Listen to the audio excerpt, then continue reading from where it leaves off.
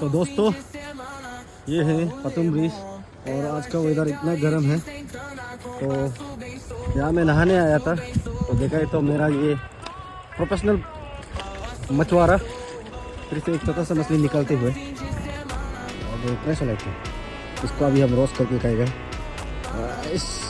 वैसे